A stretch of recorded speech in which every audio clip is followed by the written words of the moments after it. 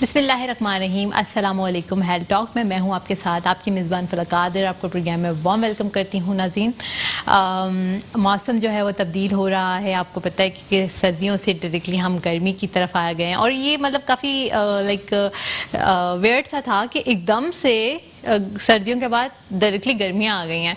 So skin के काफ़ी issues हो जाते हैं गर्मियों में और आपको स्वेटिंग हो रही होती है, फंगल इन्फेक्शंस हो रहे होते हैं। There is a lot of thing that's teasing you in the summer weather. So skin से रिलेटेड, क्योंकि स्किन एक ऐसी चीज़ होती है जो सबको बज़ाहिर नज़र आ रही होती है।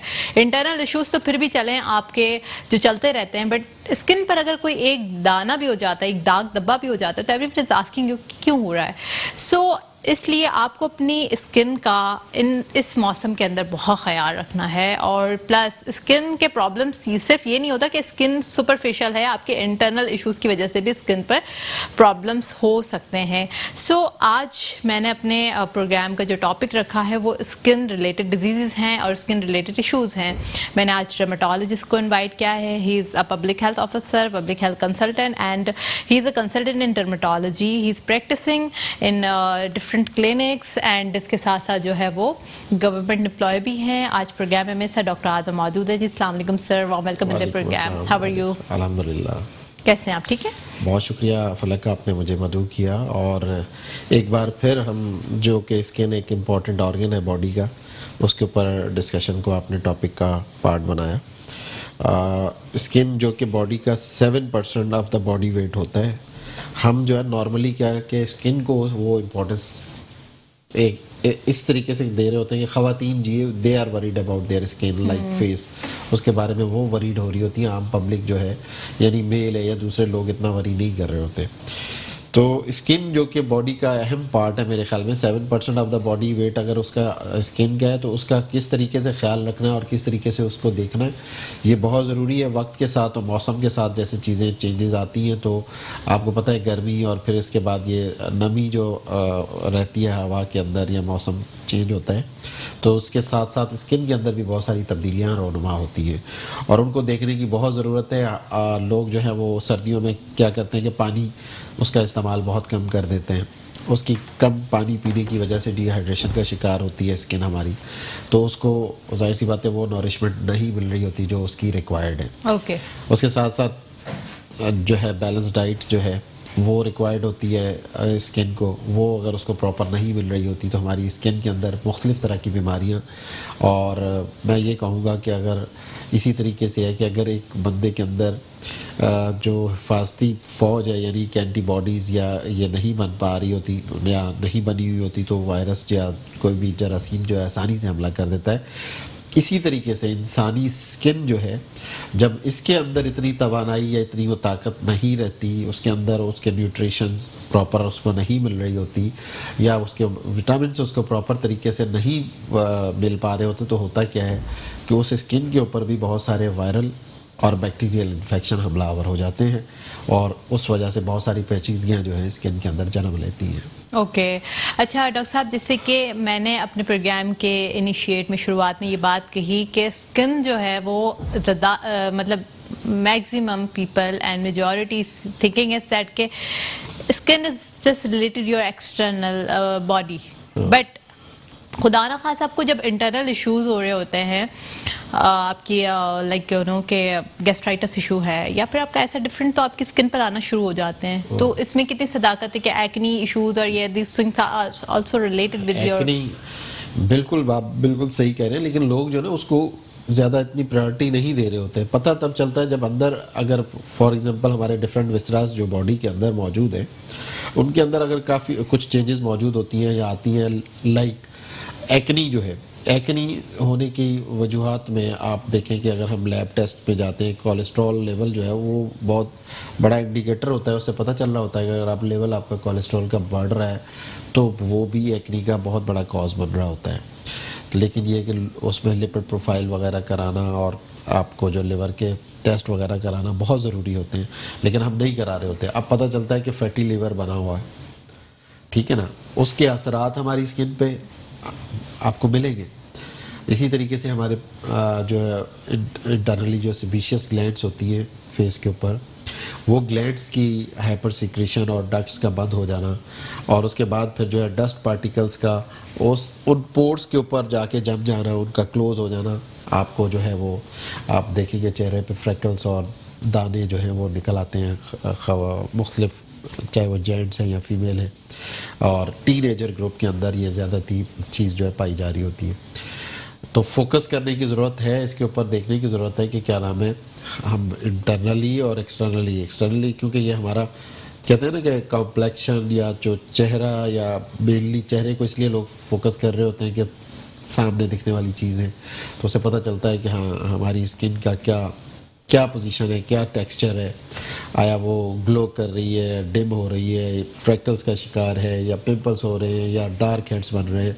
तो वो ये सारे प्रॉब्लम्स जो हैं बंदे की इंटरनल ही चीज़ों से वाबस्ता है, क्योंकि इंटरनली अगर आप अच्छी खुराक नहीं खाएंगे, आप फैट नहीं ले रहे, आप लिपिड नहीं ले रहे, प्रोटीन्स नहीं ले रहे, कार्बोहाइड्रेट्स नहीं ले रहे, विटामिन्स नहीं ले रहे, मिनरल्स नहीं ले रहे, उसको सही तरीके से आप उसकी डाइजेशन, आपका स्टमक ख़राब है, आप उसको डाइजेस्ट नहीं कर पा रहे, आपका लिवर ख़राब है, आप उसकी डाइजेशन नहीं कर पा रहे, समझ रहे बात को, तो क्या हो रहा है, यानी कि आपकी इनडाइजेशन जो है वो प्रॉब्लम करती है आपकी स्किन के ऊपर भी।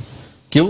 क्योंकि while you are not eating properly, you are not taking your food properly, all the food contents, they are not digested properly. In that condition, that must be reflect on your face.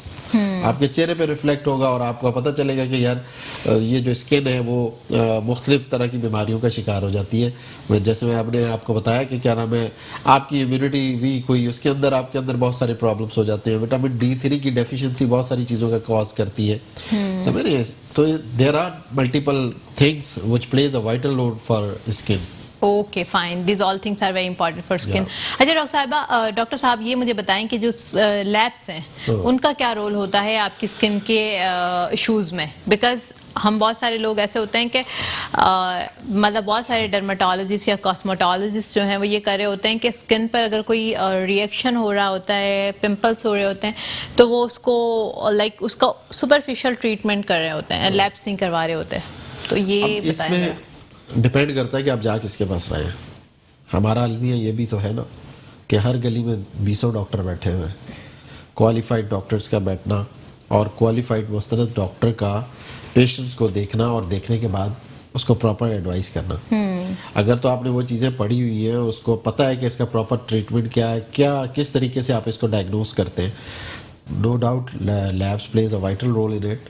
ठीक है, clinical features जो है वो बंदे के पता चल रहे होते हैं कि इसमें ये प्रॉब्लम आ रहा होता है, लेकिन ये कि उसके अंदर फर्दर उसको और मज़ीद डायग्नोस करने के लिए लैब्स का रोल है, और लैब्स करानी पड़ती है। मैंने जैसे आपको बताया कि आप बहुत सारे पेशेंट्स को रेटिनॉइड्स नहीं दे सकते जब तक आप उसका टेस्ट नहीं कराते हो, आप कोलेस्ट्रॉल वगैरह नहीं कराते हो, आपको नहीं पता चलता कि उसके अंदर एक्नी के अंदर जो है ये चीज़ें बढ़ी हुई है, वो आपको कहीं और प्रॉब्लम कर रही है, तो वो ये चीज़ें जज करना ज़रूरी है। अगर इन्फेक्शन हो रहा है, ESR का लेवल बढ़ जाता है, वो आपका जो है वो देखना बहुत ज़रूरी होता है। अब आप CBC टेस्ट जो है बेसलाइन वगैरह में वो लाजमी कराना पड़ते हैं हमें। मैंने कहा ना कि जैसे इंसान के आम बॉडी के ऊपर जो दूसरे विसरास के ऊपर दूसरे बैक्टीरियल और वायरल इन्फेक्शन इफेक्ट करते हैं, तो वो भी आप डायग्नोसिस पे तो जाते हैं, तो डायग्नोसिस करने के लिए आपको लैब्स करानी पड़ती है। इन द सेम वे उसको इन इन्फेक्शंस को भी डायग्नोस करने के लिए हमें लैब्स की ज़रूरत होती है। It plays a vital role. ठीक है, फाइन। तो ये सारी चीज़, पॉलीसिस्टिक सिंड्रोम जो होता है उसमें आपको स्किन के बड़े इश्यूज होते हैं, इसके बारे में ज़रा हमारे व्यूअर्स को बताइएगा। उसके अंदर मैं वही कह रहा हूँ कि देखिए, पॉलीसिस्टिक सिंड्रोम हो गया या फिर कोई भी जो भी हमारी बॉडी के अंदर एक हार्मोन का जो सिस्टम है, हार्मोनल इश्यूज, जो हार्मोनल इश्यूज हमारे बॉडी में मौजूद हैं। हमेशा लोग जो है थायराइड स्कैन या T3, T4, TSH, ये जो हार्मोन्स हैं, इसके इम्बैलेंस होने की वजह से आपकी बॉडी में डिफरेंट तरह की ये जो चीज़ें हैं, ये सिंड्रोम्स वगैरह ये जन्म लेती हैं। इसको आप पेशेंट जो है वो या पेशेंट या क्लाइंट जो भी आप कह लें, वो उस तरफ जा ही नहीं रहा होता। वो ज़ाहिरी जो प्रॉब्लम आ रही होती है उसके ऊपर फोकस कर रहा होता है कि शायद मुझे ये मसला है, और फिर ऊपर से सो कॉल्ड डॉक्टर के पास अगर आप चले जाते हो, वो आपको बिल्कुल ही डिट्रैक्ट कर देता है। आपको पता है अतायत हमारे मुल्क में किस तरीके से सरायत की हुई है। हर गली के अंदर 20 डॉक्टर बैठे हुए हैं, और डिग्री किसी की और बैठा कोई और है, हमारे पास रेगुलेटरी बोर्ड या कोई इस तरह की कोई सिस्टम जो कि मौजूद है, लेकिन उसकी प्रॉपर एग्जीक्यूशन नहीं हो पा रही, प्रॉपर तरीके से इन लोगों को नहीं देखा जा रहा। अगर इनको प्रॉपर तरीके से जो है वो उसी वक्त ही रोक दिया जाए तो मेरे ख्याल में ये सारी चीज़ें जो हैं फर्दर बढ़ने से, या पेशेंट के अंदर मज़ीद होता ये है कि मरीज़ तब आता है एक अच्छे डॉक्टर के पास जब वो मुख्तलिफ़ जगहों से मुख्तलिफ़ तरह की ट्रीटमेंटें करा के, अगर फंगस अगर उसको हुआ है तो वो मुख्तलिफ़ चीज़ें उसके ऊपर लगा के, जी मैंने तो ये वाली क्रीम लगाई थी, उसका बेड़ा स्टीरॉयड लगा के उसका सत्यानाश करके फिर उसके बाद वो जो है ना डॉक्टर के पास पहुंचता है। इसी तरीके से एक्नी के हवाले से भी मैंने देखा है कि मुख्तलिफ़ पेशेंट्स जो है मुख्तलिफ़ तरह की क्रीमें या तो ख़ुद ही जाके फार्मेसी से जाके कहते हैं जी ये वाली दे दो। अब मुझे समझ नहीं आता कि फार्मेसी वाला जो है वो कैसे जान गया कि क्या नाम है यही दवाई इसी चीज़ के लिए, तो डॉक्टर प्रेस्क्राइब कर रहा है, डॉक्टर की प्रेस्क्रिप्शन जो है वो doctor knows why he is prescribing that particular drug and for what purpose. लेकिन ये कि हमारे फार्मासिस्ट हजरात भी unfortunately everybody sitting on the medical store they are not qualified pharmacist. किसी ने मैट्रिक पास किया हुआ है वो भी फार्मेसी चला रहा है एक्सपीरियंस बेस के ऊपर, अब वो कल का डॉक्टर भी बन जाता है लोगों के लिए कि हाँ जी ठीक है आपको ये चाहिए तो ये ले लो, डॉक्टर साहब ने यही लिखा था। तो ये तो आंखों देखा हाल है जो हम देखते हैं रोज़मर्रा की ज़िंदगी के अंदर। तो हमारे मरीज़ों को ये देखने की बहुत ज़रूरत है कि क्या नाम है आया जिस साहब के पास जा रहे हैं वो वाकई कोई क्वालिफाइड बंदा है, और जो दवा या वो जो हमें एडवाइस कर रहा है वो प्रॉपर तरीके से मुझे लेनी है या नहीं लेनी, और अवॉइड करें। होता ये है कि जब नॉन क्वालिफाइड लोग होते हैं वो थोड़ी फ़ीस, लोग कहते हैं ये फ़ीस उनकी कम है, या चंद पैसों के एवज़ में जो है ना वो चेक कर रहे हैं, लेकिन वो ये नहीं पता है कि वो क्वालिफाइड है भी या नहीं है। वो चंद पैसे तो ले रहा है, वो भी लेने के अहल नहीं है, लेकिन वो लेके अपनी मर्ज़ी की ट्रीटमेंट लिखता है और पेशेंट हमारा जो है ना वो इस्तेमाल करता है।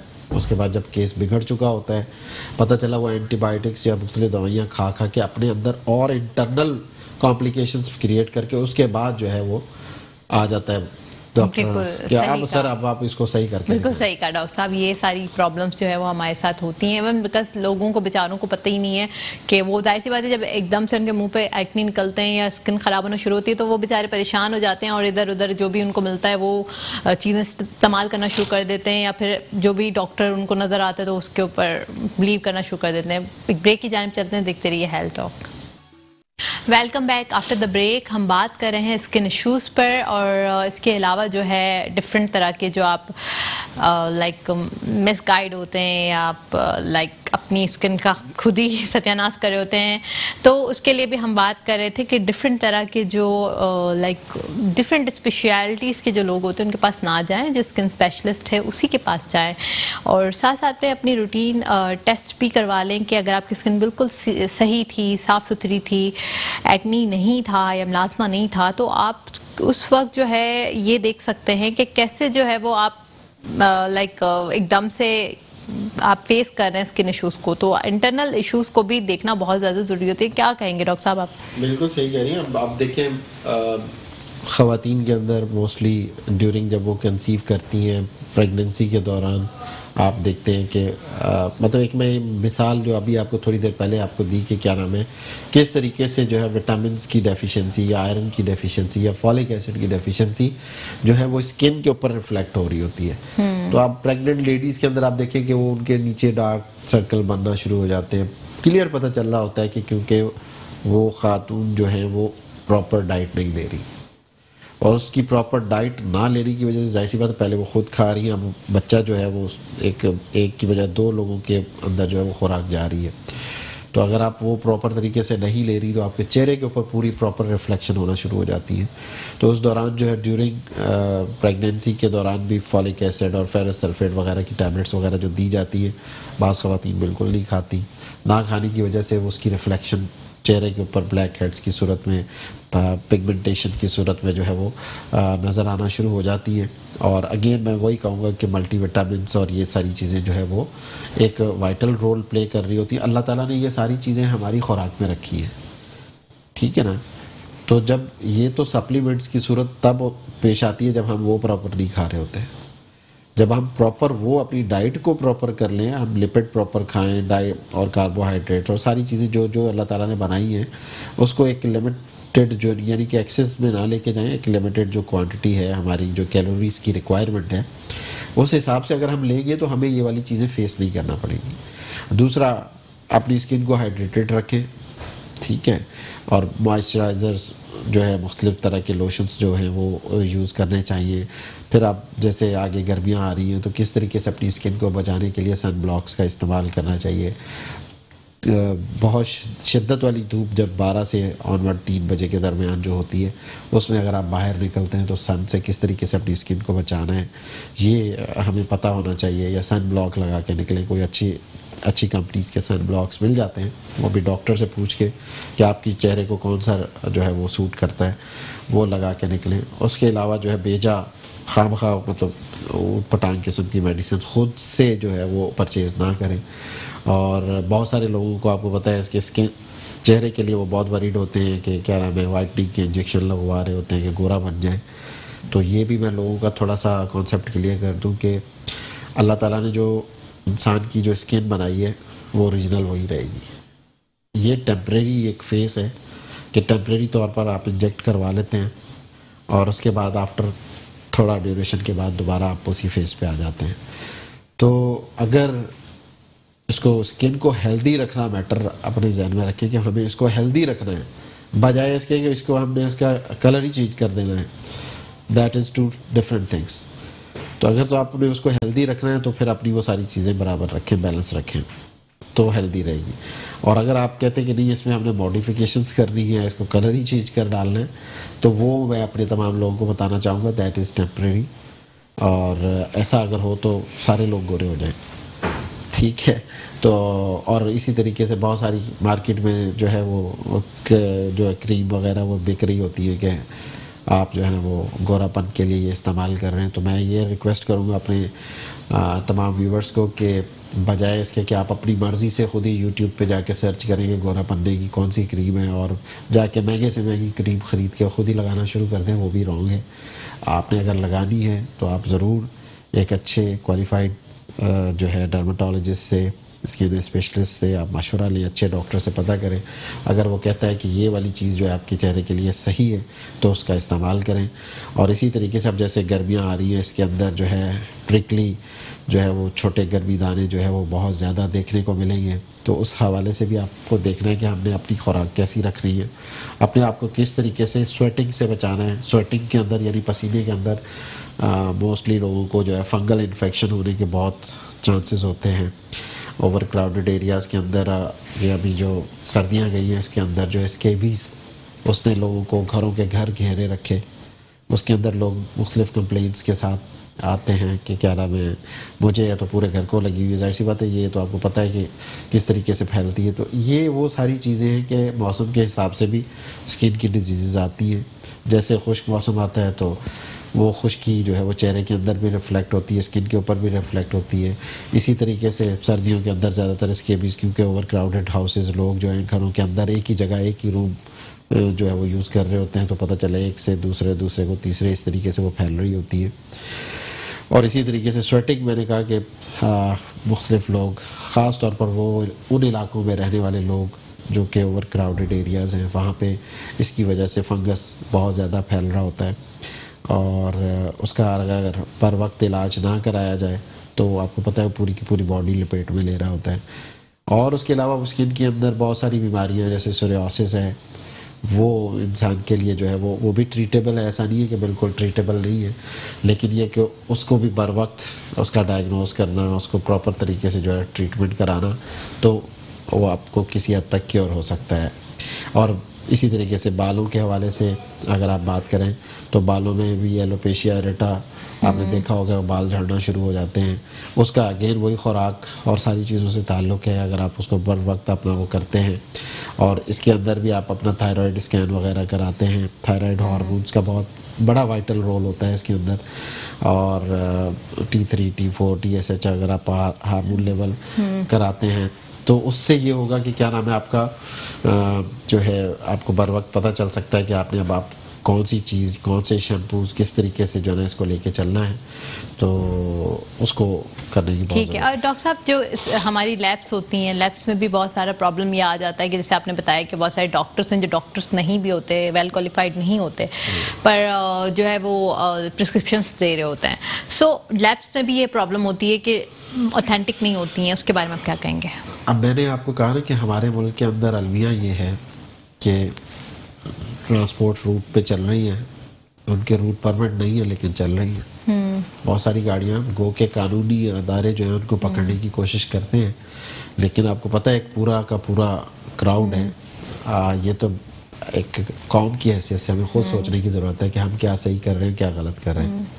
इसी तरीके से लैब्स हैं, ब्लड ट्रांसफ्यूजन लैब्स हैं, ब्लड बैंक्स हैं, बहुत सारी ऐसी खुली हुई हैं जिसको देख के बंदा, क्योंकि मैंने आपको कहा ना कि हम सस्ते की तरफ भागते हैं। वो सस्ता भले फिर जो है अंदर क्वालिटी वाला हो या ना हो, उसके चक्कर में आके जो है वो अपने पैसे भी ज़ाया करते हैं, और वो जो टेस्ट करवा रहे होते हैं उसका भी कोई ऐसा सच फ़ायदा नहीं होता। लेकिन मज़े की बात यह है कि वो जिस साहब की तरफ से रेफ़र किया जा रहा होता है वो भी अपनी कमीशन के चक्कर में रेफ़र कर रहा होता है, और जहाँ से हो रहा होता है वो लैब भी सो कॉल्ड होती है, तो वो मिल के एक सिस्टम दोनों का चल रहा होता है। तो मैं ज़रूर अपने नाजरीन को कहना चाहूँगा कि आप सबसे पहले तो मुस्तनद डॉक्टर का तयन करें। जब मुस्तनद डॉक्टर आपको फिर एडवाइस करता है कि आप फ़लाँ लैब से जो है ये चीज़ें जो है अपने टेस्ट करवाएं, तो आप उसी की तरफ जो है वो अपने आप को लेके चलें। ये नहीं कि आप अपने मोहल्ले में कोई गली के कोने में छोटी मोटी जो लैब्स खुली होती हैं, आप देखिए कि वो लैब्स किस तरह की, क्या क्वालिटी है उसकी, किस तरह, मतलब वो पता चल जाता है। एक सक्सेसफुल लैब, एक सर्टिफाइड लैब जो है उसका अंदाज़ा हो जाता है कि किस तरह की वो वर्किंग कर रही है।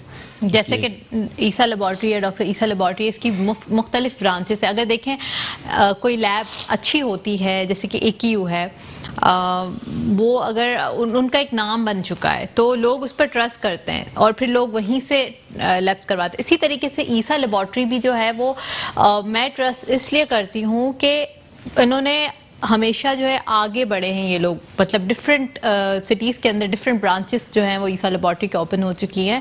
उसकी वजह यह है कि बहुत ऑनेस्टी के साथ, बहुत रीज़नेबल प्राइजेस के साथ जो है वो ये लोग जो है वो लोगों को सर्विसेज प्रोवाइड कर रहे हैं। डॉक्टर साहब क्या कहेंगे इसके बारे में? नहीं, मैं आई एग्री करता हूँ आपकी बात से। मैंने अभी कहा कि क्या नाम है, जो क्वालिटी लैब्स हैं वो पता चल जाता है, उसकी प्रोग्रेस से पता चल जाता है। अगर वो 1 से 2, 2 से 4, 10 मल्टीपल ब्रांचेस बना रहे हैं, ऑब्वियसली बात है, जब तक अच्छे रिजल्ट नहीं होंगे लोग ट्रस्ट नहीं करेंगे। जब क्वालिफाइड बंदा उसके साथ जुड़ा हो तो वो मेरे नहीं ख्याल में कोई इस तरह की मैल प्रैक्टिस को जो है प्रमोट करेगा। अब अगर आप इस लैब की बात करते हैं, ईसा लैब की, तो उसमें डॉक्टर फरहानी साहब बजाते खुद एक डॉक्टर हैं, उनकी पूरी फैमिली डॉक्टर है, मैं उनको सबको जानता हूँ मोस्टली। कुछ मेरे अपने क्लास फेलोज़ भी इनके रहे हैं, भाभी वगैरह। तो कहने का मकसद ये है कि वो अच्छा काम कर रहे हैं माशाल्लाह से। कोविड में भी उन्होंने बड़ा अच्छा वाइटल रोल प्ले किया, और अभी भी मज़ीद जो है अपने मुल्क के लिए अपनी खिदमत जो है वो कंट्रीब्यूशंस कर रहे हैं। उसके अलावा भी और भी बहुत सारी लैब्स हैं जो कि जैसे आपने अभी कहा कि आगा खान हॉस्पिटल है। तो बात यह है कि आपकी पॉकेट आपको किस हद तक अलाउ करती है। मैं ईसा लेबॉर्ट्री को प्रमोट, क्वालिटी पे आप पॉकेट नहीं देखें। अगर क्वालिटी अच्छी जगह मिल रही है तो आप वहीं से जाके, बिल्कुल। But another thing is that कि मैं ईसा लेबॉर्ट्री को प्रमोट इसलिए भी करती हूँ कि हमारे यहाँ पर जो ज़्यादातर मेजॉरिटी पीपल हैं या बहुत सारे लोग ऐसे हैं जो मुतवस्सित तबके से ताल्लुक़ रखते हैं, मिडिल क्लास हैं, और बहुत सारे ज़्यादा रिकरेंटली जब आपको लैब्स करवानी पड़ती हैं तो वो 50,000 से भी ज़्यादा का आपका बिल बन जाता है। तो बहुत मुश्किल होता है एक मिडिल क्लास फैमिली के लिए अफोर्ड करना। और अगर जिनका पेशेंट क्रॉनिकली इल हो और रिकरेंटली उनकी लैब्स करवानी हो तो आपको हमेशा आप उस लैब की तरफ जाते हैं जो आपकी पॉकेट की पॉकेट फ्रेंडली हो। तो ईसा लेबॉर्ट्री में जो है वो रीजनेबल प्राइसेस में हो जाती हैं टेस्ट और लैब्स भी। तो that's why also promote. Another thing is again हम अपने टॉपिक पर आ जाते हैं स्किन के इशूज़ पर, कि स्किन के इशूज़ में सर कौन कौन से ऐसी लैब्स हैं जो इम्पोर्टेंस रखती हैं? मैंने आपको बताया ना कि मुख्तलिफ जो स्किन का जो इश्यूज हैं उसके हिसाब से वो फिर डॉक्टर उस वक्त तयन करता है कि क्या नाम अच्छा, जो अलग अलग बीमारी के हिसाब से हम लैब्स करवा रहे होते हैं। इसी तरीके से ठीक है, ये नहीं कि हर चीज़ की हर रिपोर्ट नहीं होती। Okay fine. तो अब ये कि अगर आपको एक्नी हो रही है तो उसके लिए डॉक्टर क्या तयन कर रहा है, क्या मैं उसके कोलेस्ट्रॉल लेवल चेक करूँ या ना करूँ, उसका बैक्टीरियल इन्फेक्शन अगर उसको हो रहे हैं, उसके अंदर और दूसरे कोई इन्फेक्शन हो रहे हैं तो मैं उसका ESR CBC वगैरह ये सारी चीज़ें मैं कराऊँ।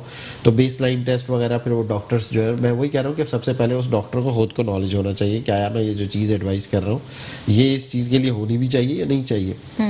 तो बाज़ तो ऐसे ही मतलब कि ठीक है सिलसिला मेरा चल रहा है और मैं जो है ना प्रेस्क्राइब कर दूँ और सिस्टम मेरा बना रहेगा, तो दैट इज़ वेरी रॉन्ग और मैल प्रैक्टिस है वो, उसको मैं कंडेम करता हूँ। और ये है कि अगर आप एक ऑथेंटिक डॉक्टर के पास जा रहे हैं तो ऑथेंटिक ही रिजल्ट वो बिल्कुल सही कह रहे हो। ऑथेंटिक डॉक्टर के पास हो तो ऑथेंटिक ही जो है लैब्स भी अच्छी होनी चाहिए। ब्रेक की जाए चलते हैं, देखते रहिए health talk. Welcome back after the break. आज हम स्किन से रिलेटेड बात करें, डॉक्टर आजम हमारे साथ मौजूद हैं। जी डॉक्टर साहब बताइएगा कि स्किन से रिलेटेड गर्मियों में क्या होना चाहिए और डाइट का भी क्या रोल होता है, क्योंकि मेरे ख्याल से गर्मियों में हम गर्म डाइट ना लें तो अच्छा है, क्योंकि वो मेटाबॉलिज्म और दीज ऑल थिंग्स लाइक ठंडी ठंडी चीजें खाएं हैं। वो हमें लगता है कि हम ठंडी चीज खा रहे हैं लेकिन उसकी तासीर पता चलता है गर्म होती है। अच्छा, ये भी अक्सर होता है। अच्छा, मोस्टली लोग कहते हैं कि बट बहुत ठंडा यख पानी पीना है। तो ठंडा पानी मेरे ख्याल में ज्यादातर नीम गर्म पानी पिया जाए तो ज्यादा बेहतर रहता है, लेकिन हम लोग नहीं पीते। हम खुद पर्सनली सब उसी प्रैक्टिस से गुजर रहे होते हैं। तो गर्मियों के अंदर ये कि मैंने जैसे आपको बताया कि आपको सन स्ट्रोक से या जो सन की जो हीट है उससे बचने के लिए आपको जो है सन ब्लॉक्स वगैरह लगाने की ज़रूरत है अपनी स्किन को बचाने के लिए। और इसी तरीके से आपको पता होना चाहिए कि इसमें बहुत ज़्यादा डिहाइड्रेशन होती है, पसीना बहुत ज़्यादा आता है और पसीना बहुत ज़्यादा आने की वजह से जो है अगर हम पानी का उतना इस्तेमाल नहीं करेंगे, कम से कम 8 से 10 गिलास पानी के डेली लाजमी पीने चाहिए, जो कि हम नहीं कर पाते, अमूमन नहीं कर पाते। तो अगर गर्मियों का मौसम चल रहा है, ऊपर से डिहाइड्रेशन हो रही है और आप प्रॉपर पानी भी नहीं पी रहे, तो उसकी वजह से आपकी स्किन के अंदर बहुत सारे प्रॉब्लम, स्किन खुरदरी हो जाएगी। और वो आपने देखा होगा अक्सर लोगों के अंदर जो है स्किन झड़ना शुरू हो जाती है कि ये क्या हो रहा है। तो उसमें ये है कि खुश्की का जो बायस बन रही होती है चीज़ें, तो इसमें बंदे को एक तो अपनी डिहाइड्रेशन जो है वो दूर करने के लिए प्रॉपर पानी का इस्तेमाल करना चाहिए। और दूसरा ये है कि अपनी ग़िज़ा जो है उसको फिर मैं बार बार इसलिए फ़ोकस कर रहा हूँ क्योंकि अल्लाह ताला ने हमारी इस ग़िज़ाइयत के अंदर वो तमाम चीज़ें रखी हैं जो कि हमें रोज़मर्रा की ज़िंदगी में लेनी चाहिए और कितनी कैलोरीज उसकी लेनी चाहिए, वो अगर हम प्रॉपर तरीके से ले लेते हैं तो मेरे नहीं ख्याल में कि क्या नाम है हम अपनी स्किन को अच्छा ग्लो करता हुआ नहीं रख सकते। तो वो प्रॉपर लेने की बहुत अशद ज़रूरत है। और अपने आप को ढाँप के, यानी कि अगर नहीं आप सन ब्लॉक ले सकते तो अपने चेहरे को ढाँप लें सूरज उस तपती हुई शुआओं से बचाने के लिए, ये करने की ज़रूरत है। उसके अलावा मैंने आपको बताया था कि गर्मियों में जो है वो ज़्यादातर जो है वो फंगस इन्फेक्शन जो है वो टीनिया जो है वो बहुत ज़्यादा डेवलप होता है। और वो उन इलाकों के अंदर जहाँ पे एक तो लाइट भी बहुत जाती है, आपको पता है गर्मियों के अंदर सबसे बड़ा मसला, हाँ, ये मसला होता तो स्वेटिंग ऑटोमेटिकली जो है वो होना बहुत ज़्यादा शुरू हो जाती है। और ऊपर से फिर जो है वो फंगल इन्फेक्शन जो है वो जो है बॉडी के अंदर बहुत ज़्यादा, हमें स्किन की उन बीमारियों में गर्मी के अंदर जो ज़्यादा मिलती है उसके अंदर फंगल इन्फेक्शन जो है वो बहुत हद तक, ख़ास तौर पर ख़वातीन के अंदर ये बहुत ज़्यादा पाए जा रहे होते हैं। आपको पता है किचन में खाना बनाना और सारी चीज़ें, उसके साथ साथ गर्मी, पसीना, स्वेटिंग, ये सारी चीज़ें वो ख़वातीन मोस्टली जो है घरों में रहती हैं। और मर्द हज़रात तो फिर भी चले बाहर चले जाते हैं ऑफिसेज़ वगैरह में या इधर उधर, उनको वो वाली चीज़ फेस नहीं करनी पड़ती जो कि ख़वातीन को देखना पड़ती है। तो वो ज़्यादा शिकार होती है एज़ कम्पेयर टू मेल्स के, कि उनको फंगल इन्फेक्शन बहुत ज़्यादा हद तक होते हैं। और उनकी बर वक्त अगर आप ट्रीटमेंट कर लेते हैं तो जो है उसकी कॉम्प्लिकेशन से बचा जा सकता है। बिल्कुल सही कहा। डॉक्टर साहब, हमारे व्यूवर्स को लास्ट मैसेज क्या देना चाहेंगे? लास्ट मैसेज मैं ये देना चाहूँगा कि जिस तरीके से आप अपनी आइज़ का ख्याल करते हैं, जिस तरीके से आप अपने लिवर का ख्याल करते हैं, जिस तरह से आप अपने गुर्दों का ख्याल करते हैं, जिस तरह से आप अपने दिल की सेहत का ख्याल करते हैं, उसी तरीके से आपकी बॉडी का सबसे इम्पॉर्टेंट ऑर्गन जो है, इस लिहाज से कि जो सुपरफिशली आपको सबको नज़र आ रहा है, दैट इज़ स्किन। और बॉडी का सबसे हैवीएस्ट और सबसे लार्जर जो है वो ऑर्गन है वो स्किन है। तो स्किन को भी उसी तरीके से वो तमाम हिफाजती इक़दाम की ज़रूरत करनी चाहिए या पूरे वो करने चाहिए जो आप दूसरी चीज़ों के लिए करते हैं। एहतियाती तमाम तदाबीर इस्तेमाल करनी चाहिए और स्किन की प्रॉपर तरीके से ग़िज़ाइयत का ख्याल रखना चाहिए, प्रॉपर डाइट लेनी चाहिए, प्रॉपर पानी और अपनी हाइड्रेशन जो है वो प्रॉपर करनी चाहिए। और स्किन को जो है वो इस आने वाले दिनों में ये जो गर्मी आ रही है उसमें तपती शुआओं से बचाने के लिए प्रॉपर तरीके से आप सन ब्लॉक्स या फिर प्रॉपर अपने आप को ढांप के चलें, ताकि आप अच्छे तरीके से अपने आप को ग्लो कर सकें। फिर बजाय इसके कि आप उस तरफ जाएं कि अपने आप को गोरा करने के लिए मुख्तलिफ़ तरह के इंजेक्शंस या मुख्तलिफ़ तरह की क्रीमों का इस्तेमाल करें, क्योंकि कोई भी क्रीम आपको मैं बताता चलूँ, एक कंपनी में नाम नहीं लेना चाहता, उन्होंने अपना नाम ही चेंज कर डाला है, क्योंकि कोई भी ऐसी चीज़ नहीं है जो कि आपको बिल्कुल गोरा कर दे। आप नॉर्मली अपने उसी ओरिजिनल कलर पे वापस आ जाएंगे। तो लिहाजा अगर आप अपनी स्किन को ग्लो करता हुआ रखना है तो proper minerals, vitamins, diet, carbohydrate वगैरह सारी चीज़ें प्रॉपर बैलेंस लेके चलनी है। बिल्कुल सही कहा। Thank you so much doctor साहब, आप यहाँ प्रोग्राम में तशरीफ़ लाए हैं और डॉक्टर साहब ने बहुत अच्छी बातें बताई और बहुत इम्पॉर्टेंट मैसेज हमें आगाह किया है कि आप जो है वो डाइट का अपना ख्याल रखें, समर में भी जो है अपने स्किन का बहुत अच्छे से ख्याल रखें। एंड अपनी मेज़बान फलक कादिर को इजाज़त का बहुत शुक्रिया। अल्लाह हाफ़िज़।